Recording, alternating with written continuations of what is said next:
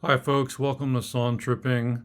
I want to talk about the Beatles today. I want to, in particular, talk about the album A Hard Day's Night because on store credit, I purchased a new in shrink this 2012 vinyl reissue. This one here's the hype sticker for it. This comes from the 2009 remasters on CD. And this is sort of a new departure for me because this Fluence turntable is new, and I'm really enjoying the sound of vinyl again. I'm much more interested in quality vinyl pressings.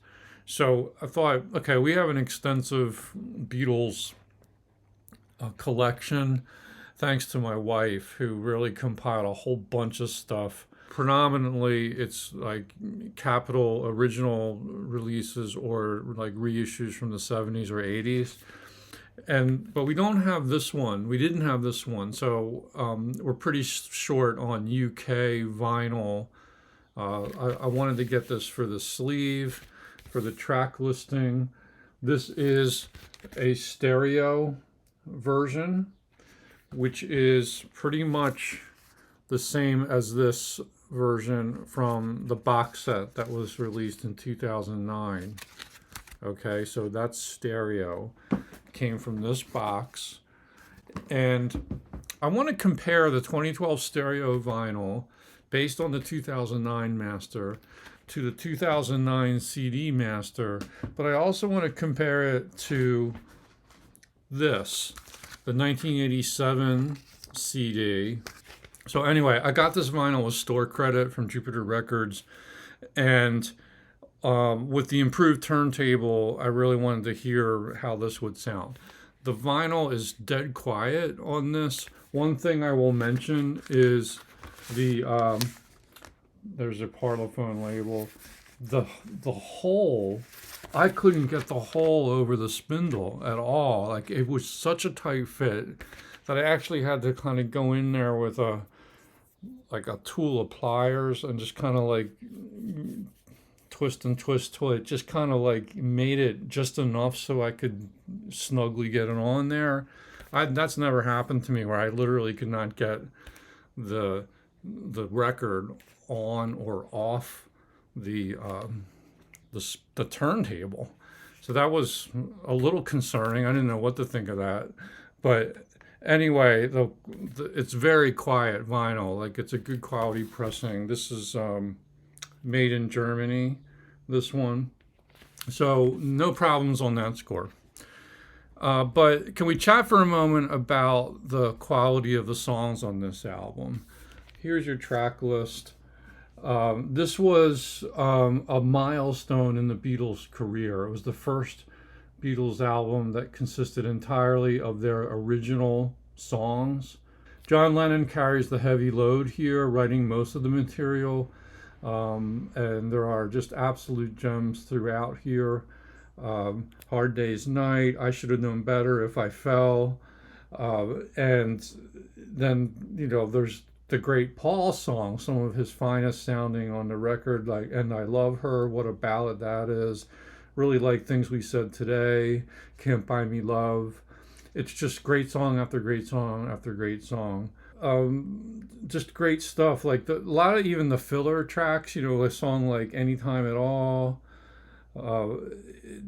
It's just Tell Me Why. Like, these are songs that just kind of put the Beatles. Well, let me put it this way. This album, I think, solidified their reputation. Like, so they were not just a flash in the pan. After Please Please Me and Meet the Beatles and so forth, like, now they're really delivering the goods and saying, we are for real. We're songwriters. Here's an incredible set of songs.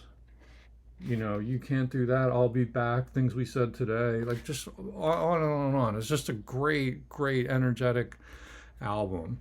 They elevated their career to a new plateau with A Hard Day's Night. So let me share a couple impressions about the vinyl. Like I said, I had that whole problem that was able to rectify. The vinyl very quiet. But on listening to it, and me and my wife listened to it together, she's the real Beatles expert. But the first impression, we totally agreed. Like after the album was over, we just kind of looked at each other, and it wasn't so good. The songs, the music felt veiled. There wasn't quite the sparkle that I was seeking, even though the vinyl was dead quiet. Everything sounded a little bit closed in and veiled and not sort of vibrant. Now, if we go to this version, remember that vinyl reissue is based on the same mastering that they did in this one, the 2009. This compared pretty favorably to the 2012 vinyl. It sounded a bit punchier, and you could definitely tell it was the same mastering. So it's really just a different in format, and it sounded a little bit louder, and it benefited from that. And then we compared it to some tracks from that one. And even though the vinyl was a lot noisier, it's an old pressing, it's got dust in the grooves and everything, that sounded great. Vibrant, aggressive in a good way, vivid, louder, more exciting. Like that excitement was back. Okay, so that was interesting.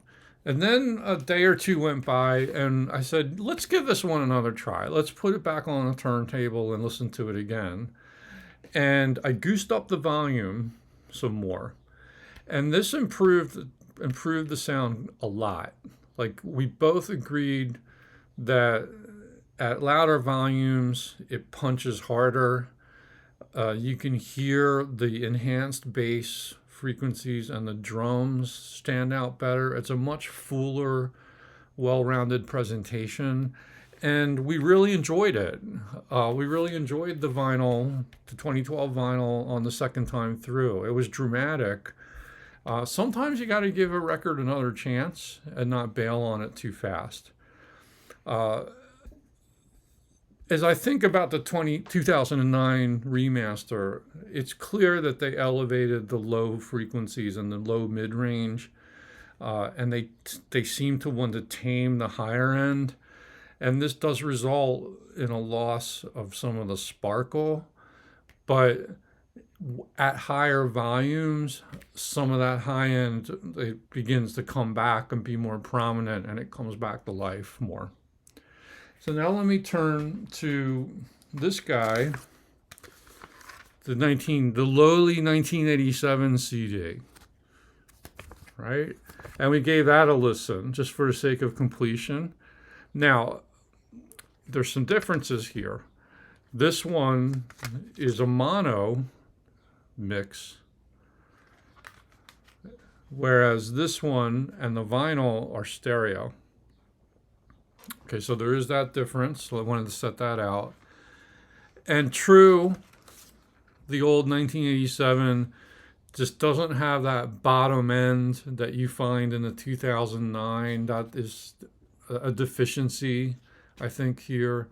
But boy, the high end, the mid to high frequencies, very exciting, sparkly, vivacious, involving. Very respectable CD presentation. It felt like, I know people slag these versions, these old 1987s, but I found it to be a very pleasant listen, and I'm glad I didn't get rid of these 1987 CDs, which you can now buy on the cheap. And yeah, it sort of sounded like, I would say that this album reminded me a little bit of those U.S. Capitals. Like, it's sort of how you remember the Beatles sounding, but there are some issues with it, like the drums kind of recede into the background. They sound so much better on the 2009 master, and it is what it is. But anyway, I thought that was pretty respectable.